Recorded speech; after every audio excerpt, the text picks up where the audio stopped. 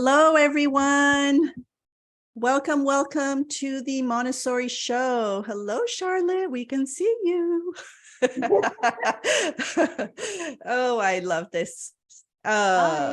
So here we are on, what is it? April the 13th, 2023. Welcome to the Montessori show. This is Jeanne-Marie speaking to you from San Diego, and I'm here with Simone. Hello, Simone. Hello, lovely to see you all. Thank you so much for joining us, and we're very excited to dig into self-regulation and Montessori today. I love connecting with all of you all and my friend Jean-Marie Pinel. So yeah, let's just get started because it always flies. Jean-Marie, how are you first? I am good. I am self-regulated. I had a good night's sleep. I've been exercising, eating well, going out in nature, which are all the elements I have found to help me feel regulated. So I am well, and I am very, very happy to be here today and to support all of the families and Montessori guides that show up for this live show. So good to be here. That's great. And maybe that's a good place to start. Maybe you should drop in the chat, everyone. What are you doing to regulate yourselves? Because there's a couple of parts to regulation, which is kind of like, what can you do preventatively? What do you do to get at when you're dysregulated and get back to calm? But like, drop in the chat. I'm really curious what folks would say about it. But yeah, I'm similar to Jean-Marie, is that I enjoy getting myself regulated through meditation and lots of Ayurvedic practices as well. Nature, travel helps me get regulated as well when I've got my cup full. So make sure we're always filling our cup. Maria says exercise. Anna's nature, go outdoors, deep breaths and chocolate. Janali's routines. Katarina's gardening. Julia, travel and breathing exercises. Erica, running. See, I love the diversity too. It's not just like everyone's going to sit on a yoga mat and meditate. And like some people like chatting and doing more active things. So that's really amazing. Meditation, cooking, cup of tea and travel. Curl up with a good fiction book. You all should come back to this recording then. And when you're feeling dysregulated, I'm going to get at the top of this, like the first 5 minutes, some good ideas for the things you can do. Definitely. That's great. I love all of this. Got meditation, my mantras, and Esther's doing currently hypnobirthing tracks, and Sarah's doing magnesium and ashwagandha. Oh yeah. Yeah, what is that? I'm not sure what that is. Ashwagandha is an Ayurvedic herb actually, that is for calming and that kind of thing. And magnesium also is similar, the kind of thing like this. Wonderful. So keep adding them in the chat. And while you're doing that, Jean-Marie, I wanted to open by asking you, how do you see self-regulation when you're working in that 3 to 6 environment? Like, we're basically looking at how does self-regulation look in the Montessori environment, and how then we can look at how it's going to be applied at home or in the classroom, or whoever has questions about that as well. Okay, so for one, I have been out of the classroom for 10 years now. So I'm not, so this is from my experience a few years back. But for me, it's really, first and foremost is to be regulated oneself, right? That what the guide brings in, what the parent brings in is very important.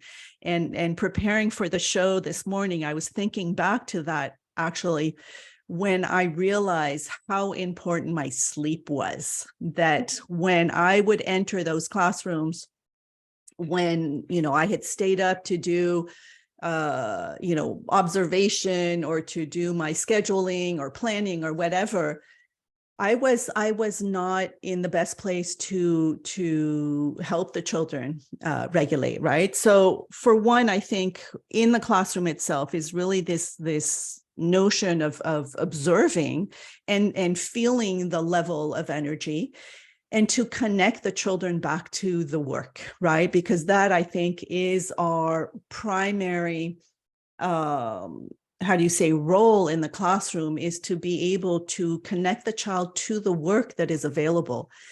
And that a child who freely chooses purposeful, intelligent work, and who is given the opportunity to concentrate and to repeat as many times as they need to to master that skill is a happy child, is what, Montessori calls a normalized child. And I think that to me is what that self-regulation is.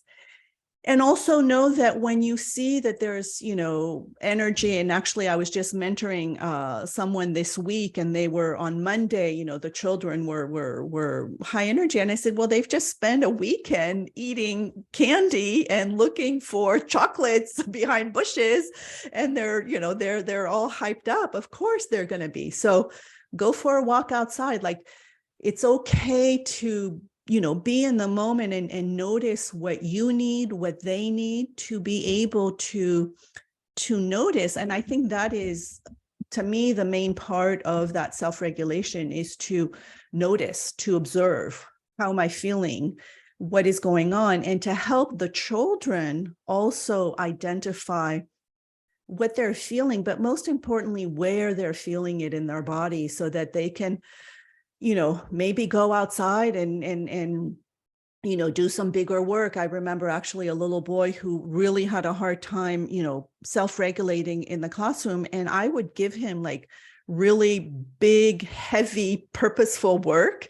I don't know if it was always purposeful, because it was like moving the wood logs from one side of the garden to the other, but that's what he needed to be able to calm himself and then come back and do, in quiet work and all of that. So to me, it's that observation and just really being aware and noticing and connecting them back to what they can be doing with their hands, with their bodies, and so forth. Beautiful. So there's a couple of books that are really helpful that I'll drop the links in the chat. Actually, Simone, can I read the quote that you put in the chat for me this morning? Because I think that goes in hand with what I was just saying. Yeah, go ahead. Simone found something in The Secret of Childhood. But in our specifically prepared environments, we see them all at once fix themselves upon some task. And then their excited fantasies and their restless movements disappear altogether. A calm, serene child attached to reality begins to work out of his elevation through work. Normalization has been achieved. And that's why, to me, it's like that term, that we talk a lot about, normalization. I think that's what it is. It's just a child who is regulated, right? Who's well. So honestly, I didn't realize that the two words were the same. I'm like, oh, that's what because I never liked the word normalization, and I wouldn't use it with families because I always think, what's normal anyway, but I could say that what we're looking for is a calm child and a calm child that's at peace with themselves and with others. Because what I've been working on with regulation in my classroom and with the families that I work with is that this is the base rate. This is how we feel regulated, and we know that when we're in a calm space. And Montessori children get into a calm space when they find, like as Jean-Marie said, work that is meeting their needs right now, that they can get that deep flow, deep concentration. We often talk about flow in Montessori as well.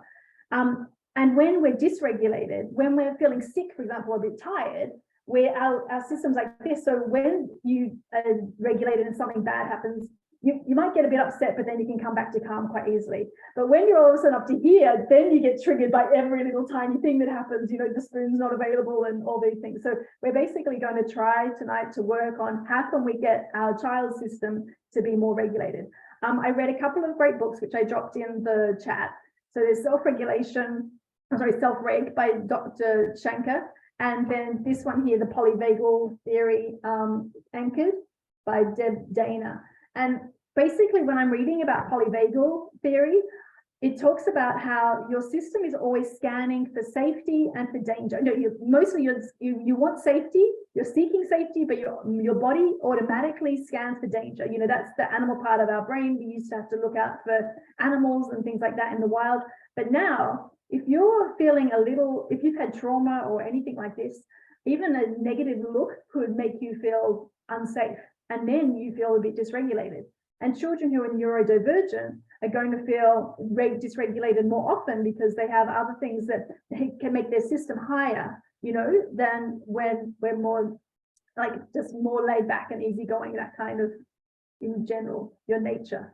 So all that to say is that it's okay to get dysregulated, and finding ways that help us come back to calm and help your child come back to that calm. And everyone's going to be different, and you work on it over time, I guess I would say.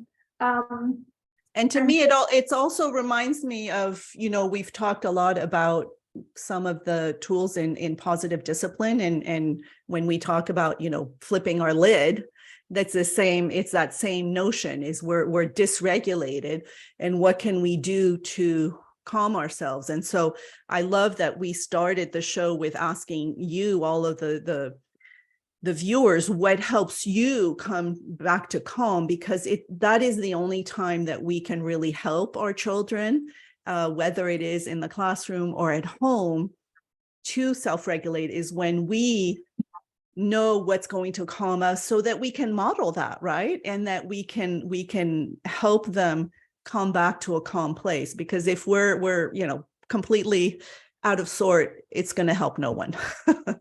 And then that actually leads in perfectly, because what I wanted to say is that the nervous system, we can lend our nervous system to someone who's dysregulated. So the work that I do when I'm preparing to enter a classroom with 12 adults and 12 children is that I need to have a regulated system, so I can lend it to anyone who's feeling a little dysregulated, be it an adult, a parent, anyone who's in the classroom, or the child. And so the co-regulation is a really big piece here. So our children don't just suddenly be able to self-regulate.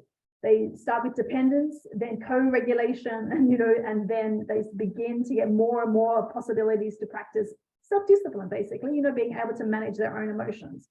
So I think we should maybe just, so one, you want to help them to get back to calm, like when they flip their lid, you get them back to calm. Two, we need to make sure we still help the child make amends, when they get it wrong. And then we have to think about how can we actually build that skill preventatively for next time, So always think about building skills. But I think if we jump into some of the questions, there's so many, we'll get lots of examples, I think, of how it's going to look. But hopefully that just gives folks a little start on the basics. And so we do have a lot of questions that came in, but if you are on the call and you are okay with being on camera, this is being recorded. It will be on our YouTube channel once we're done. And you have a self-regulation question, you're more than welcome to, I don't know how we can do this. Just let us know in the chat that you have a question. You can put up your hand. You raise your hand in the participants box. Yeah. Oh, yes. Yes, you can raise your hand as well. Okay. Actually, the first thing that came in was via Instagram. Our friend Deborah in Malaysia from Montessori. She had written such an important topic. Sometimes people miss the bigger picture of Montessori. For her child, she realized it's not the grades, the academic success that she sees as the fruits of Montessori, but the character development, self-regulation, and strong human morals that, for me, are the best. Which is such a beautiful, So true, so true. It's not about the product, right? It's about the process. Mm-hmm. Once again. All right, start with some of our questions that came in first then. Okay. So I think we talked about that. It's here we have a question from Anna. First of all, she asks for a short mantra that summarizes Montessorian approach for self-regulation. But I think we talked about that. And then it's which key elements involve a Montessorian approach for helping with self-regulation, apart from modeling. So is there more? I think we talked about connecting them to the work, to that purposeful work, to letting them be in their flow. And I think that is really important. But she says, my question centers around 2.5-year-old son who mostly needs to self-regulate from complete meltdowns because I'm holding a boundary he doesn't like, or he's learning to meet dogs and not run, afraid. That scares him. So I'm not sure what the question is, but how do you help a 2.5-year-old, I guess? Yeah, I think that speaks to a lot of what we were talking about, because the safety, you know, a dog that can be dysregulate you, like it throws you off. And I remember I was at the beach with a friend and she had a 2.5-year-old and the dog came up and barked very close with her. And it was really interesting to watch how the child processed it, because she was a very verbal child and she just went, dog barked, woof. And this went on for like half an hour to an hour after the event, still talking about dog, woof, bark, which meant she had to process it. And in the Whole Brain Child, Dan Siegel talks about being able to verbalize something is one way that some children process things. So don't shut them down and say, oh, don't worry about it, it was just a dog. You say, oh, yes, the dog barked. When you talk about it, tell the story over and over again until they're done, because they will stop when they're finished like processing it that way. So, and then the other thing is, yes, it's okay to set a limit, and our child might have a meltdown, and we can just apply, like as we've talked about in past Montessori shows about the positive discipline, is how do we help them calm them down? Some children will push you away, so you keep them safe, and you just offer like, I'm here when you need, and if you need anything, I love you very much. And you don't talk too much, because if you just say, oh, it was just the spoon and you shouldn't be worried about the spoon, they can't even hear you because their lids flipped. And so you help them calm down, and some children will curl up in your lap and they'll be really sad, and it can take like 45 minutes. So at a 2.5-year-old, it's still completely normal for them to have a meltdown if they don't get their way, and they're learning that. And that's part of the self-regulation, is that we hold the boundary, and then by 3 to 6, they're starting to realize, oh, when my parent says, or my caregiver says yes, they mean yes. When they say no, they mean no. And when they say let's see, then they mean they see. And by 6 to 12, you know, that really comes to the fore. What I love to do with verbal children as well is that you can start to set the agreements together, because when they've set the agreement, then they can't really blame you. So things like bedtime, if you could just say, how can we make this work for everyone? And so those kind of things I think we should talk about more as well, is are you setting the agreements together? I like that too, because to me, it also reminds me of how important it is to find solutions together, right? Because we don't have the answers to everything, but our children know what they're feeling, what they're wanting and such. So it's so important to say, you know, acknowledge what is going on. And when they've calmed down, say, you know, I notice when we do this and that, you get upset. What would help you? What can we do differently? And they are so wise when we take the time to ask them. So to me, that is really important. So I see a hand raised. I see our Akashta. I'm sorry, I always have a hard time to say your name. So please unmute yourself and come online. Hi, Akshata. You're fine, Jerry. Thank you. Thank you. Yes. So hi, so good to see you both. It's always a pleasure to hear your thoughts. And my question is, like, very recently I've started teaching, and I'm practicing teaching as a part of my training. And something I've noticed in me is that since in the school I'm so the best I can be, and of course there are children who just try to push hard and test our limits, and I we have to regulate ourselves to the max capacity. I've observed that after I come home, I don't have the same level of patience I used to have before.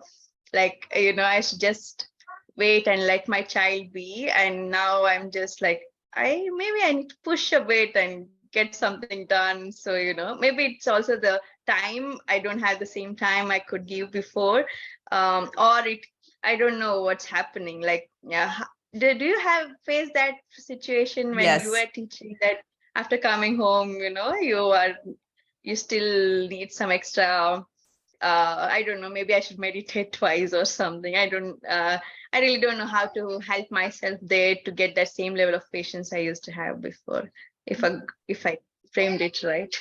Beautiful question that I think is going to help a lot, right? Always these personal questions are universal. And when you started talking, I remember exactly that feeling of coming home and losing it, and just like, because you are on your best behavior, because you have 24 other people's children that you have to model for and just be on your very best behavior. And then you get home and you are, you've been triggered all day. You're exhausted. Unfortunately, your children kind of get the brunt of it. So for me there, so important to find what is going to help you come back to a place of calmness. And for me, and I think if I understand correctly, your daughter is also at the school you teach. So you're probably, no, she's not. Okay. So for me here, what is important is to find some time to transition from your job to your other job, right? From your being in the classroom to being at home, two very important jobs. But like everybody and like our children, we need a time of transition. So for me, it was obvious that, and my children were in a traditional school, so it was kind of hard there too, because I wasn't giving them what I was seeing I was giving other children, but that's another story. But for me there, I actually asked a friend to be home when they got home so that she started the snack and the homework, so that when I got home, I could have 15 minutes to myself, and I would go and take a shower and get into my mommy clothes and be able to be present for my children, and then be there for them to start cooking with them and so forth. So it's first of all, don't be so hard on yourself, because this is perfectly normal, but you need to find what is going to calm you. So maybe it's, instead of walking right into the home, maybe it's going for a 10-minute walk around the neighborhood. Maybe it's, staying and listening to a meditation in the car, like whatever is going to help you come back and be the wonderful mother that you are to this wonderful little girl that I see right now. So, Simone, anything to add?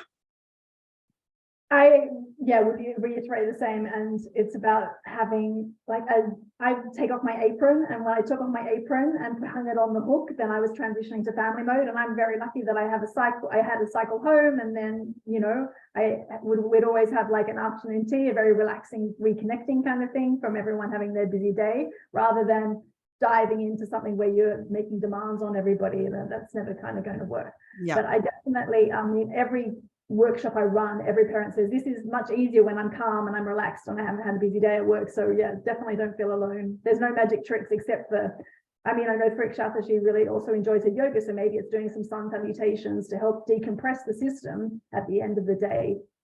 So that could help as well.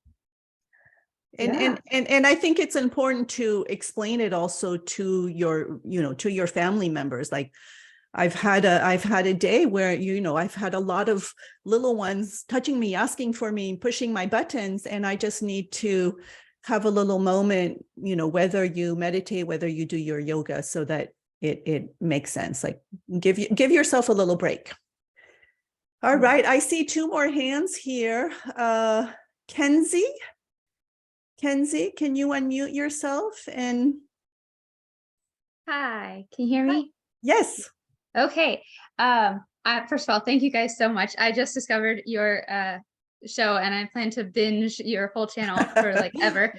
I'm so excited to actually get to talk to you guys. But my big question right this second is, so like that transition time Simone was talking about, like putting her apron on the hook, my mind just immediately, if I try to set aside that time, my mind immediately starts going on what I need to do next and what it's going to be like and how the evening is. It's like it's already on defense mode. So what are there like thoughts or that you guys repeat to yourselves, or like how do you keep your mind from going into the future and instead like being present right here, right now? That's a really good question. Simone, I'll let you take it away. Something that I've been wanting to practice, and I feel like in the last 12 months I've definitely got much more of a grip on it, because I want to get beyond the mind, because the mind is the one, when you're spiraling on something, it's the thing that's out of control. So I try and work out what I'm spiraling on, and then I'll try and process it. And instead of processing it with my mind, I go somatically into my body to see where I feel it in my body. And I get a lot around my neck. You know, I like to carry lots on my shoulders, all of the world on there. And so I breathe through it, and I really like kind of go, okay, it feels like a really heavy, like boomerang on my shoulders right now, really heavy. And I breathe, and I just keep breathing out, because when you breathe out, you can't actually think. So you could perhaps, to stop your mind going, you could just breathe out. And if you can't locate this particular emotion or a feeling, you could just do that. But what I usually find is the boomerang gets lighter, or it actually sometimes dissolves. Sometimes I feel like it melts. Sometimes I'm shaking and this kind of thing. And sometimes I make some really nice noises. But this is actually how I get out of my mind more and more back into my body, and I don't have to spiral on things. And then I usually get clarity on the thing. I write myself the list, and then I can just get on my bike and go. And I find there's moments now, many days, where I'm actually not thinking, and it's very peaceful. So that would be, from the last 12 months of practice, what I'm finding the most useful. And then for me, I would suggest, you know, if like that transition moment, like, you know, Simone taking off your apron and, you know, hooking it up, maybe above that apron hook, you have maybe, you know, whether you have a little whiteboard or a little chalkboard, or just something that is, you can put a mantra that reminds you that the priority is your well-being, your self-care, for one. Or the one that really helped me a while ago, and I was remembering this, is there is always more than enough time to get everything done. Like, I think we get so worried about time, like I'm never going to have time. And if we just like, there's more than enough time, because I honestly think that from there, the things that aren't really important will just, you know, we think that everything is important. So there's like different mantras like that for me that, you know, that might be helpful. Or put a little mirror above that hook so you can give yourself a big smile and a big high five, and I've got this, and you know, take good care of yourself. So Katrina suggests in the chat to put on your favorite song. So yeah, some people like to dance and, you know, move their body things. Are any of them helpful, Kenzie? wait. I just asked if any of those were helpful, but I think we've lost okay. So do you want to do a thank question? you. Yeah. Do you want to do a question that came in, or we have Jacqueline also that raised her hand? Why don't we do Jacqueline, and then we'll go Okay. So in. Jacqueline, if you want to unmute yourself. Yes. Hi, how are you? Thank you so much for your time. I appreciate it. Yeah. Just to go at it, I have a daughter that's almost 2 years old and 7 months. Just about regulating her emotions. She's very frustrated and, you know, constantly throwing, hitting things. She had a bad experience at the current daycare that she was in, with children pushing her, and she's a very highly sensitive child, very soft-spoken. So I'm not sure if she already has a negative effect to be around children, even though she was in school since 18 months and now she's almost 3. She's also 2.5, you know, almost 3. It is developmental, but also I'm not sure how much is involved with her experience with the school. When kids come around now, she wants to be nowhere around kids. She gets very defensive when the kids are present. She wants to be by herself.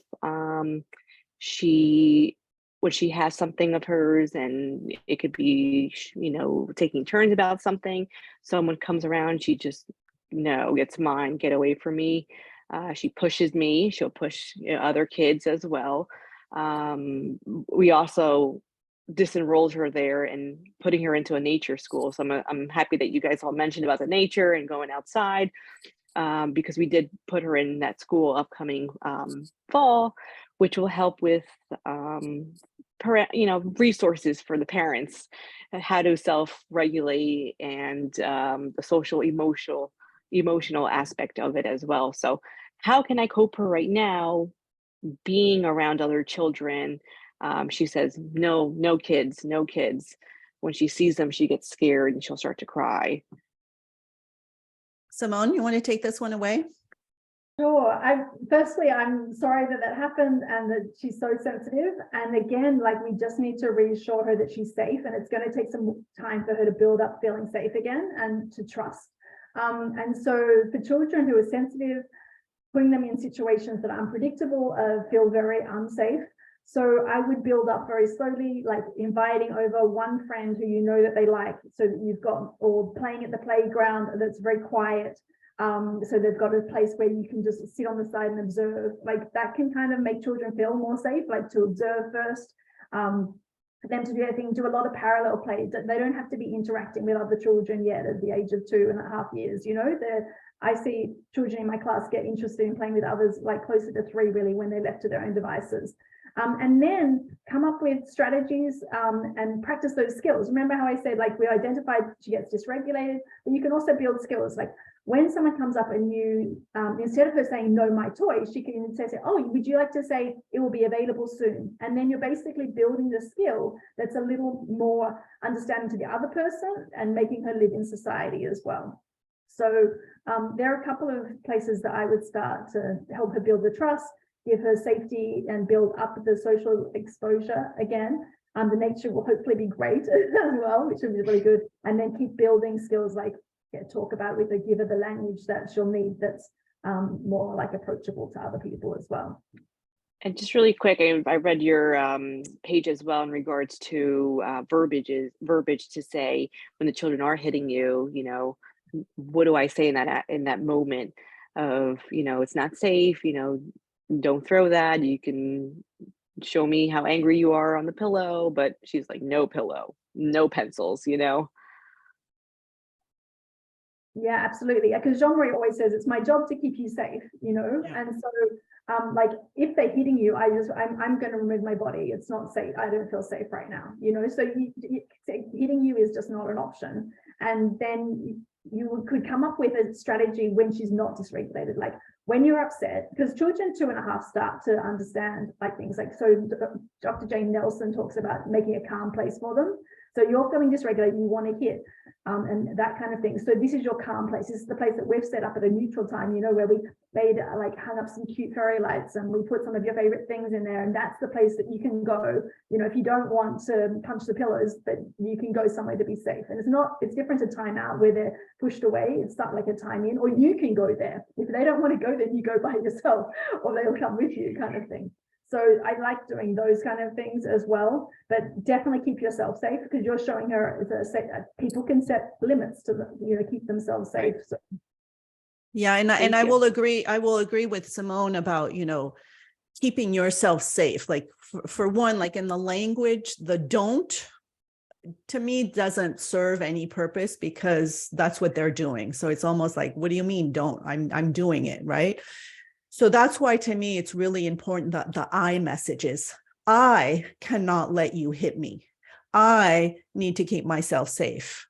And also my favorite, it is my job to keep you safe, or to keep, you know, other people safe and such. So to be really firm with loving kindness, but there are boundaries, right? And I think this will also help her be able to fend for herself when children are going to push and take things away from her and whatever. And then the positive timeout that Simone talks about is perfect, because it also is going to help your child notice where in her body she is feeling that angst or that frustration or whatever, and be able to go to this place more as a preventative, more to be able to calm herself when she's starting to feel that you know, she's being triggered. And then the other thing that I will add is that a child who doesn't want to be around other children is also perfectly normal. Like there's some introverts and there's some, you know, people who like to be around and who are social. It's okay. Like I know for my children, I have 2 very different ones. One is super outgoing and the other one just wanted to stay home all the time. So it's okay. It's more about acknowledging, like, oh, you're not ready to play with them right now. And it's okay. Like, it's, to me, don't make a big deal out of it, basically, is what I'm trying to say. Mm-hmm. Thank you so much. Appreciate You're it. very welcome. So we have another hand raise. Well, I'm just loving all these hand raised today. Nikki, do you want to unmute yourself and come ask your question? Thank you. I was just wondering about like co-regulation compared to self-regulation. So my 4-year-old, he does really good if we're there with him to sing a particular song, and he takes the deep breaths and that. But it's like, is he too reliant, or should we continue with that? About 80% of the time you'll see him that he's able to calm himself down. And then other times he just has complete meltdowns. And it's like, well, what else should we do? Or do we just stick with the co-regulation? His teachers can also do it. So at least it's not just me, but like his dad and grandma don't sing the song right. Well, he needs to teach them then. But they hum because they're self-conscious singing, and so but he has a story he could get from his dad that he asks for, and he'll ask for it. He'll be like, I'm upset, I need my song, I need this. So he's asking for it and aware of it. But is there anything we can do to help him do that on his own, or is it just a process? He's coming up to 4.5. So for me, it's for one, it's beautiful that you are aware of it and that you are helping him, right? You're lending, like Simone said, you're lending your calm to him. And this won't last forever, right? He's 4 right now. He needs that additional kind of co-regulation, but it sounds like you've given him a lot of tools to be able to self-regulate. So I might think of maybe, talking about having a little bag or a little, something to that there's always things in here that calm you, so that he can have these things on his own. And it can be, kind of an imaginative bag, just to remember what helps you calm down, because sometimes mommy and daddy aren't going to be around. And when you feel it in your body that you're going to get upset, what are the things that you can do, right? So these are conversations that you can have at another time, but just so that he's aware that he does have the solutions within himself. And that's, I think, the best thing that you can do. And right now, you helping him regulate is beautiful, because you're setting up this very strong foundation, and he will learn to do it on his own soon enough. Yeah, we do have a calming bag that we put together, and we had a calming corner, but he never chose to use that when he was upset. I used to mind a little boy, and when it was just all getting too much for him, he used to retreat there and just do his work in there so that he could shut the tent cover and just have his own space. But the calming bag, he has it made and he chose everything, but he never wanted it at the moment. So it's just a process. It is. Simone, you want to add something? No, I think that all of that is beautiful. I mean, I'd say that if he's already doing it 80% of the time, that you're already on the right path, right? And even adults sometimes need a hug to help you calm down, like it's really okay to have co-regulation. And like Jean-Marie says, you can build it up. So maybe just brainstorm some other ideas. Okay, the calming bag's not working. You like the tent sometimes. Let us know if there's anything else, so that in that moment we can remind you. You can try those things as well. But we're always here, if we can be available. Thank you. Mm-hmm. Yeah. Great. Well, we've got lots of questions that came in before the call too. So we'll just jump into the Google Sheet for a sec, and then we'll jump to some of the questions in the chat. We'll do our best to get to as many as possible. And hopefully, if not your question, some of the ideas will still apply to those. Okay, so I have one from Alexandra, and her 28-month-old is struggling to redirect when desired work is in use by someone else at school, as well as using appropriate touch with friends, hugging, and occasionally trying to give kisses. Oh, what do you suggest? Redirection when desired work is in use. This also happens at home when one of us has an object, book, purse, etc., that she would like. Appropriate touch. We have always said that if someone doesn't want to hug or hold hands, then you can say maybe next time. So any suggestions, Simone, for redirecting a 28-month-old? Yes, it is in my classroom pretty much every day when someone's working with an activity and someone else would like a turn. And we have a phrase that we use in our classroom a lot, which the child who's working with it says it will be available soon. And the adult or caregiver of the person who's waiting, we could just say to them, oh, it looks like you really want that. Yeah, it will be available soon. And actually, I don't rush in to redirect.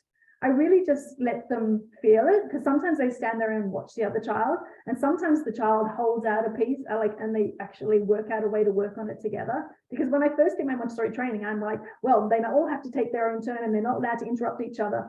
And actually around, maybe they're a bit young at 28 months old, but sometimes they do want to play with another child and try it, and it's a safe place for them to get it right or wrong, and we can do those things. So if they're not redirecting, then you could calm them down in that place and they'll just be upset. And that's okay too, until they do that big, when they've kind of calmed themselves down, and they might be able to sit and watch and wait is also okay. So you can kind of give them an option. Would you like to sit here, or would you like to find something else? But I don't rush that. I really let them first process, and that giving them the skills, it will be available soon, is a phrase that I use all the time. And the other phrase that I use is when, you often have children who want to give hugs to their friends. And then I just say, oh, we check with our friends if they'd like a hug. Would you like a hug? They said, no, they don't want a hug. Do you know who wants a hug? I wouldn't mind a hug. And then I offer myself.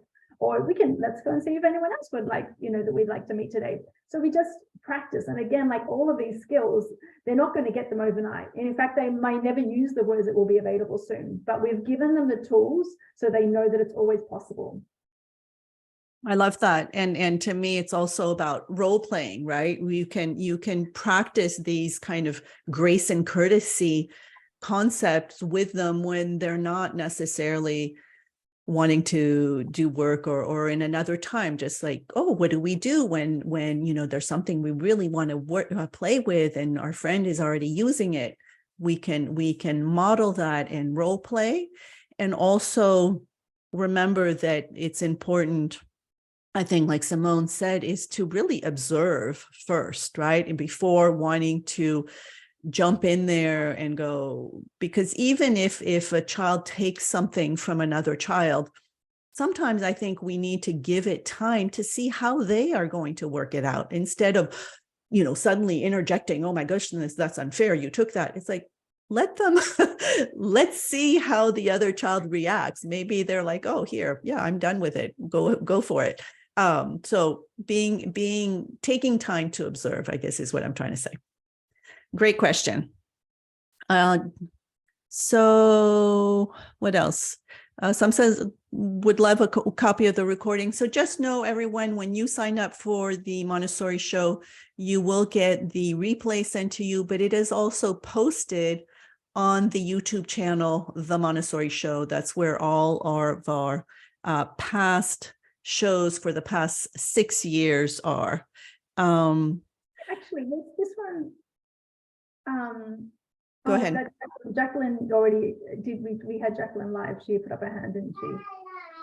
So we've also got throwing and pushing. People are worried about throwing and pushing a little bit in the chat.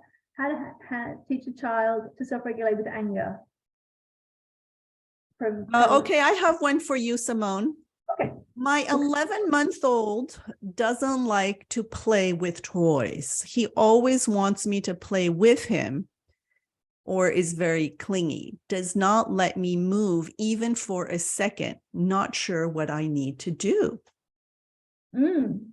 So the first thing that Montessori teachers love to do is to observe, don't we? Because when we say, he always wants me to play with him, or he never lets me go for a second, I wonder if that's actually accurate. So it might be true that it's 24/7 they clung to you, but I would say that there's probably 1 second of the day that's not. So just be careful of the always, and we love to take a step back and to see what's really going on for our child. This to me is about building independence, and sometimes we create the problem because we actually do play with them when we've started. I confess, when my son was born, I did all my jobs when he was napping so I could play with him. And then I learned about Montessori when he was like 18 months old. I'm like, oh, now I've really made him like, attached to me. So also look at how much we're feeding it. So can I let the child lead the play? And then I can sit like 30 centimeters away from them. And then once they're comfortable with me being at 30 centimeters away, then I might shift just 10 centimeters further for the next week and sit 40 centimeters away. And then I might practice popping to the kitchen to turn on the kettle and come back. It's just giving them little moments to where they can build up. If they're really dysregulated and they're clinging to me, then again, I want to make them feel safe.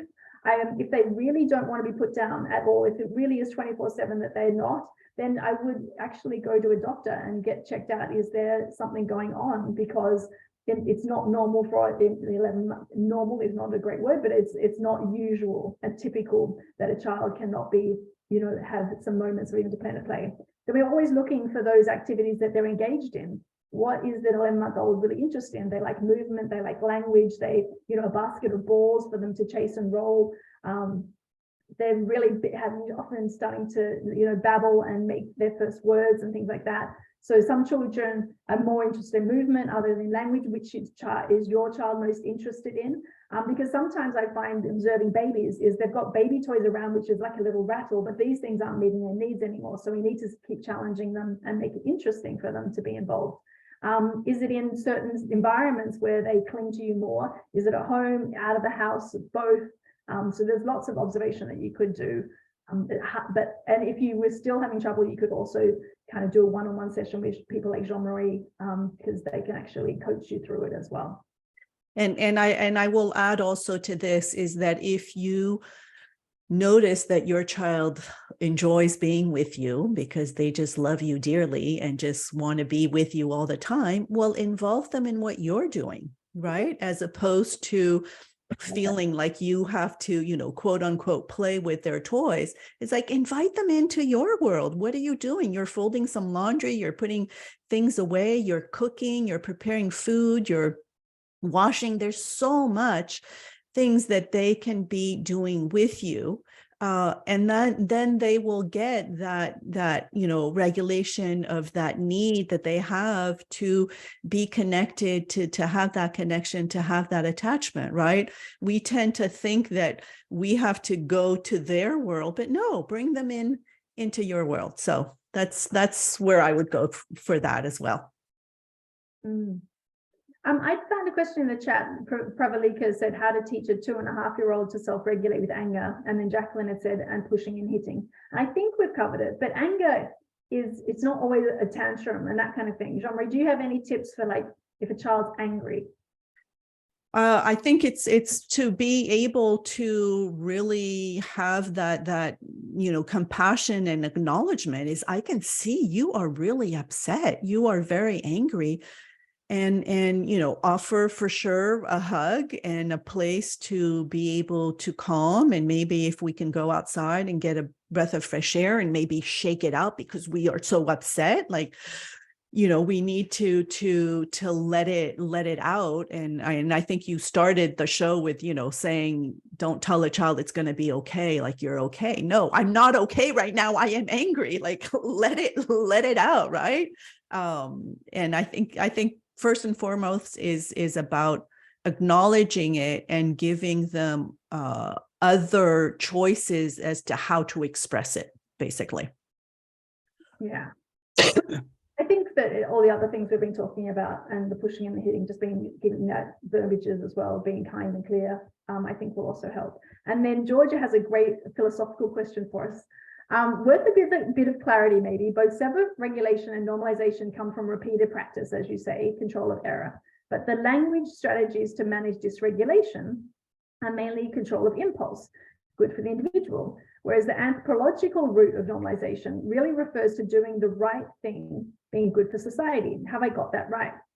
And Georgia, I think that you are correct but it's kind of like, first we have to regulate ourselves and then we can be a human in society who does for others. So I think that's where I always talk about Montessori is really known for independence, but actually it's so that we can then give to society. It's a child in society. And I love, so we're doing a lot of work, Jennifer and I, on making sure that people start to recognize that we're not just focusing on an independent child, but on responsibility, on the social development side, on the giving back, and, you know, lots of the work that a lot of us are doing on anti-bias education and, you know, finding injustices and standing up for injustice and all those kind of things.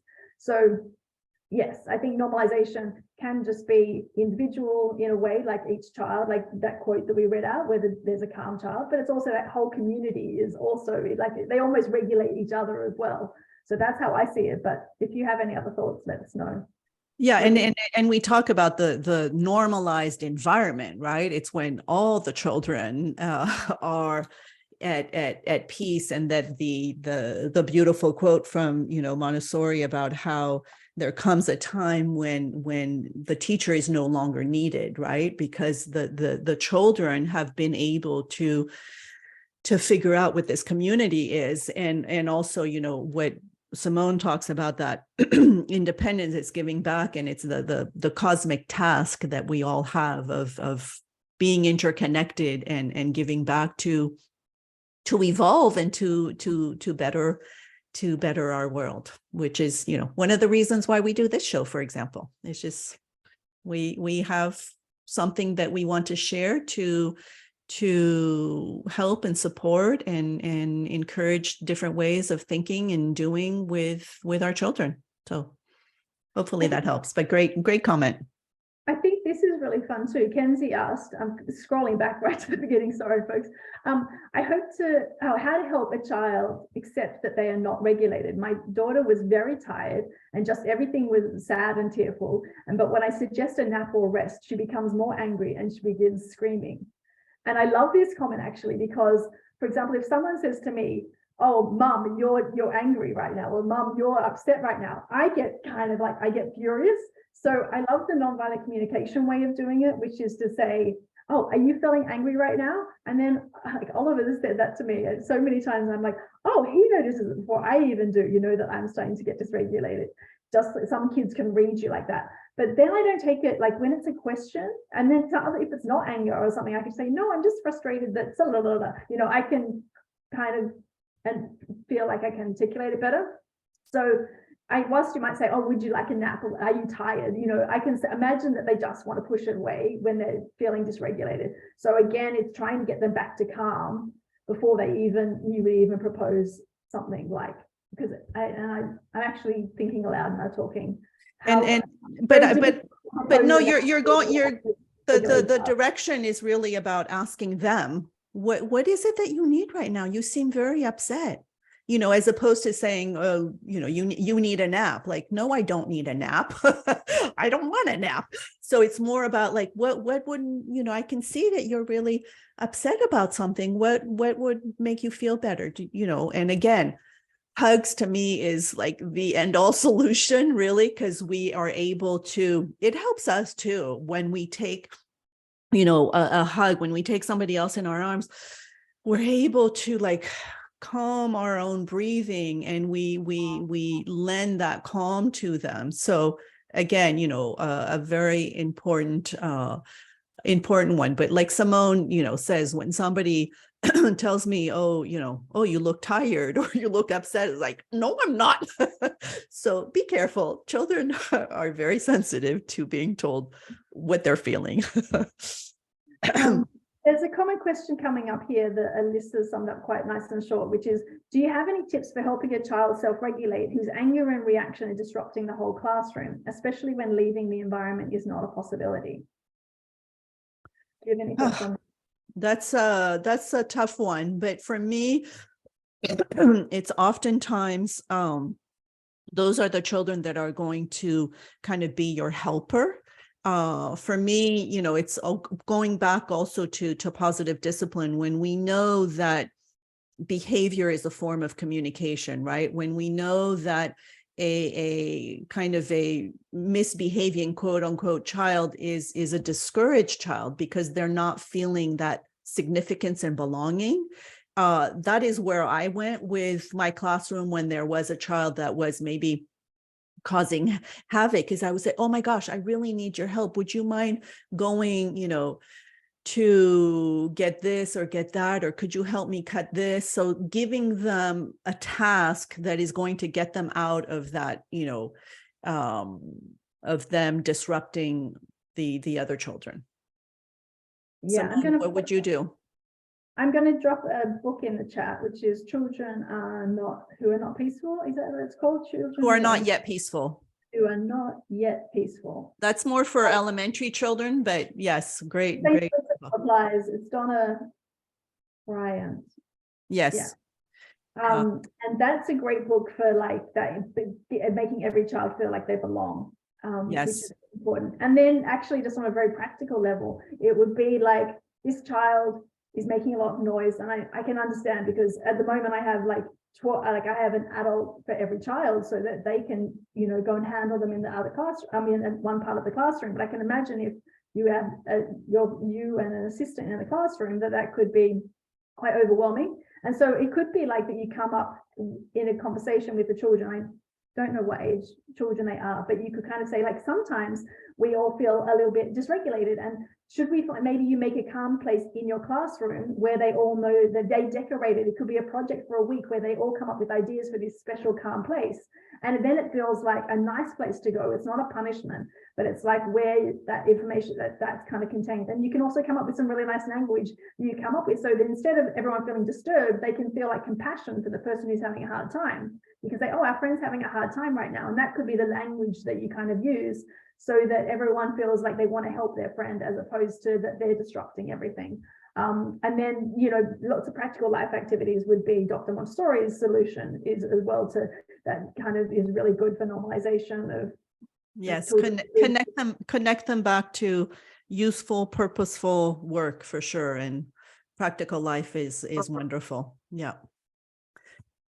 Wonderful. Well, I think that we have answered quite a bit. I hope that this was helpful to everyone. I mean, there's one specifically for toddlers, if you would like to answer this one, Simone, one last one. Yeah, how to help dysregulated children to not disturb other children working in the environment. And this is a toddler environment. Oh, well, that's kind of like what we were just talking about, right?